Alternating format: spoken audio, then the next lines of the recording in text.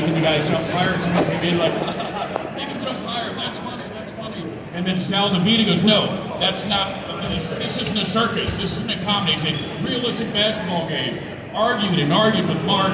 Finally, obviously, Mark got his way. The fire thing, another thing. They said there's got to be some way to get people back in the game. They don't want to feel like they're losing. There's no way to to win because they want people to keep back putting their quarters in. So he said, how about if you get 2 in a row? Then you can get. Then they came up with this on fire thing. Over lunch at Burger King. Hey, remember that fire mode we had from Smash TV, the fire graphics? Why don't we put that on the ball?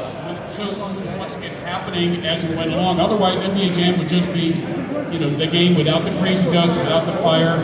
And then of course I came in, to add my color after, all that had been done. So I had no idea what the game even looked like. I might have looked at it, maybe 5 minutes just to see some graphics, but the fact that 30 years later, it's still one of the all-time greats shows you what happens when the bosses and the other guys stay out of the room and let the artists do their thing.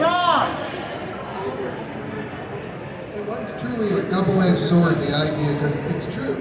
What Tim's saying is that the execs back then had no idea what was going on. They didn't play games. They didn't know anything about games. They didn't know anything about technology. They barely knew about entertainment. And so that was a bummer when you try to put something out, they couldn't rock it. They couldn't get the value or anything. But it was also, they didn't stick their nose in. Whatever you did, they didn't care as long as it worked. And so there was an amazing